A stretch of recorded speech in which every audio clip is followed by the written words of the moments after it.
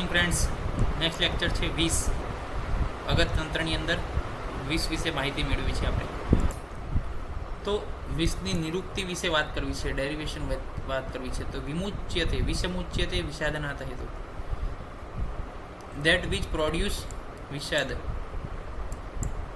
વિષ કોને કહે છે? વિષમ ઉચ્યતે કોને કહે છે? તો કે જે વિષાદનું કારણ છે, જે વિષાદ એટલે કે દુઃખ પ્રોડ્યુસ કરે છે, બોડીને હાનિકારક છે, જે એવું ચક્રપાણી કહે. વિષક્ત વિષયથી ઉચ્યતે કે જે one which pervade the whole body immediately after the injection. આખા બોડીની અંદર ઝડપથી જે ફેલાઈ જાય છે, ઝડપથી, એને જે છે વિષ કહેવામાં આવે છે. એની ડેફિનેશન વિશે વાત કરીએ વિષની. તો યોગાદપી વિષમ તીક્ષ્ણમ ઉત્તમમ ભેષજમ મતમ. જો આપણે પોઈઝનને પણ, તીક્ષ્ણ પોઈઝન હોય એને પણ યોગપૂર્વક એટલે કે યોગ્ય રીતે એનો ઉપયોગ કરીએ, ડોઝ વાઇઝ, પેશન્ટ વાઇઝ, પ્રકૃતિ વાઇઝ, તો એ ઉત્તમ ભેષજ એટલે કે ઔષધ તરીકે વર્તે છે. અને જો ભેષજને એટલે કે ઔષધને પણ જો આપણે દુર્યુક્ત એટલે કે અયોગ્ય રીતે ઉપયોગ કરીએ તો એ તીક્ષ્ણ વિષ સમાન વર્તે છે. If we use poison tactfully, then the poison convert into the best medicine. But if we use medicine without a planning, then the medicine also become a poison. Vice versa છે, યાદ રાખજો. વિષાદ જનનત્વાચ વિષયથી અભિધીયતે કે જે વિષાદ પ્રોડ્યુસ કરે છે એને વિષ કહેવામાં આવે છે. દ્રષ્ટ વેદત યદ વિષિદંતી જનાત તસ્માત વિષમતા કે જેને જોવાથી જ, દ્રષ્ટ વેદત જેને જોવાથી જ, વિષિદંતી જન્મત વિષમતા જેને જોવાથી જ જે છે લોકો સેડ થાય છે, વિષાદમાં પડે છે, એને વિષ કહે છે. અને જેને લેવાથી માણસનું મૃત્યુ થઈ જાય છે એને વિષ કહે છે. જેને જોવાથી વિષાદ ઉત્પન્ન થાય અને જેને લેવાથી ઓરલી મૃત્યુ થાય એને વિષ કહેવામાં આવે છે. વિષ દ્રવ્યોનું શોધન કરી એનો ઉપયોગ કરવામાં આવે તો ઔષધ તરીકે કામ કરે છે. અને જે દ્રવ્યો ગુણ વિરુદ્ધ, કાલ વિરુદ્ધ, માત્રા વિરુદ્ધ, સ્વભાવિક લઈએ તો એ પાછા વિષ સમાન છે. તો વિષનો ઉપયોગ કરીએ ત્યારે એનું શોધન કરવું એ ખૂબ અને ખૂબ જરૂરી બને છે. આપણે એના સિનોનિમ્સ વિશે વાત કરીએ તો શ્વેડ છે, ગર છે, ગદ એટલે કે રોગ, ગરલ, કાલકૂટ, કુગર, કાલકલ્પ, કલાકુલ, આ બધા એના સિનોનિમ્સ છે. હવે વિષના ગુણ વિશે વાત કરીએ તો લઘુ વૃક્ષ આશુ વિષાદ વ્યવાય તીક્ષ્ણ વિકાસી સૂક્ષ્મ ચ ઉષ્મા નિર્દેશે રસમ દશ ગુણમ ઉત્તમ વિષમ પ્રજ્ઞ. આ 10 ગુણો વિષના છે. લઘુ ગુણ છે એના કારણે શું છે? એની લાઇટનેસ થાય. વૃક્ષ ગુણ છે એના કારણે બોડીની અંદર ડિહાઇડ્રેશન થાય. આસુ ગુણના કારણે ઝડપથી બોડીની અંદર ફેલાઈ જાય. વિષદ ગુણના કારણે પોઈઝનની અંદર એક ક્લિયર વિઝન હોય કે ભાઈ મારે જે અંદર જઈને માણસનું શું કરવાનું છે? મારવાનું છે. એ વિષદતા છે એની, કે એનું ક્લિયર વિઝન છે. વ્યવાહી અને વિકાસી શું છે? તો કે પહેલાં આખા શરીરની અંદર ફેલાઈ જાય, પછી એનું પાચન થાય. તીક્ષ્ણ ગુણના કારણે ગમે તેવી મેમ્બ્રેન હોય એને પેનિટ્રેટ કરી દેશે. સૂક્ષ્મ ગુણના કારણે દરેકે દરેક ચેનલ સુધી જઈ શકશે. ઉષ્મ હોય અને કોઈ રસ આપણને હજુ ખબર નથી, કારણ કે ચાખીએ તો મરી જાય, રસ કહેવા રહે જ નહીં માણસ. પછી બીજા એક ગુણ છે એનો શ્લોક છે વિષના, કે વ્યવાહી છે, વિકાસી છે, સૂક્ષ્મ, છેદી, મહાવહમ એટલે કે છેદન કરે છે, દરેકે દરેક મેમ્બ્રેન છે એનું છેદન કરે છે. અને મદાવહમ કરે છે, આગ્નેય છે. અને જીવિત હર એટલે કે લાઈફને શું કરી નાખે છે? નાશ કરી નાખે છે. વિષની ગતિ બે પ્રકારની, જાંગમની ગતિ ઉપરની તરફ અને ઉધ્વ ભાગમ તો ભૂલ જ, અને સ્થાવર વિષની ગતિ નીચેની તરફ હોય છે. હવે આને સમજવા માટે એક કોન્સેપ્ટ છે, પરંતુ એટલો બધો સાયન્ટિફિક નથી.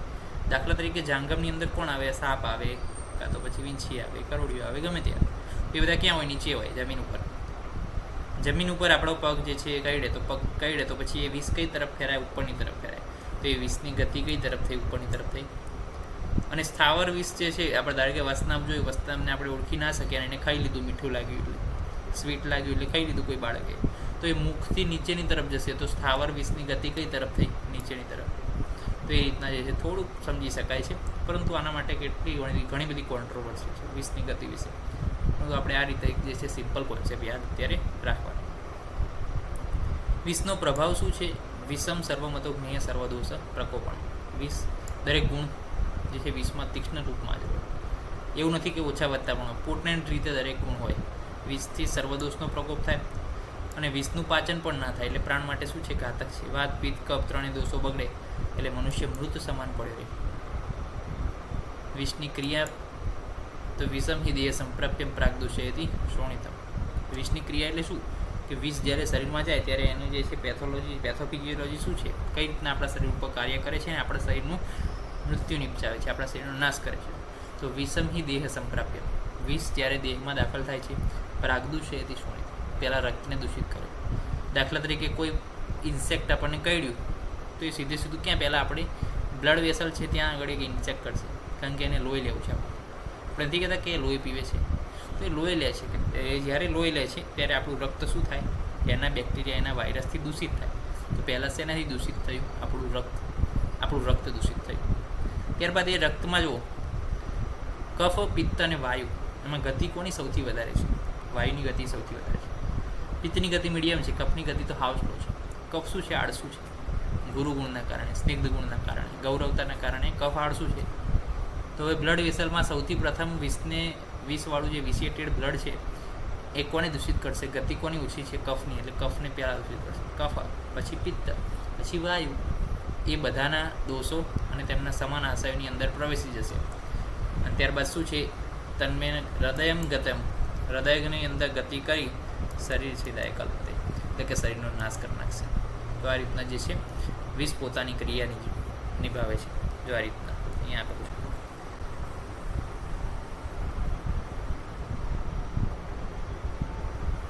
કે વિષ જે છે પહેલાં ઇન્સેક્ટ બાઇટ કરશે, રક્તની દૃષ્ટિ થઈ બ્લડ વેસલમાં, ત્યારબાદ વાત, પિત્ત, કફ, એમાં કફ પહેલાં, પછી પિત્ત, પછી વાત, બધા આશય બગડે, હૃદયમાં જાય બધું વિશિએટેડ બ્લડ, અને ત્યારબાદ મૃત્યુ થાય છે.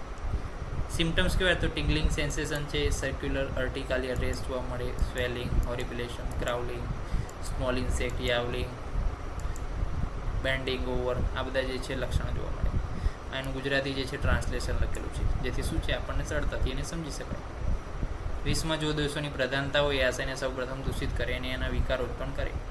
દાખલા તરીકે વિષનું સ્થાન વાતાશયમાં હોય તો વાત અને કફજન્ય રોગ ઉત્પન્ન કરે. વિષ જો પિત્તાશયમાં જાય તો પિત્ત અને કફના ઉત્પન્ન કરે રોગો. વિષ કફાશયમાં જાય તો કફ અને પિત્તના રોગો ઉત્પન્ન કરે છે. તો હવે નેક્સ્ટ લેક્ચરની અંદર વિષ જો આપણા શરીરના ઉત્તમ અંગ એટલે કે ઉપરના ભાગની અંદર જો જાય તો શું અસર થાય, બ્રેઇનમાં શું અસર થાય, એના વિશે અભ્યાસ કરીશું ડિટેલની અંદર. ત્યાં સુધી રજા આપશો. જય હિન્દ, જય ભારત, જય આયુર્વેદ, જય તેમાં. નમસ્કાર.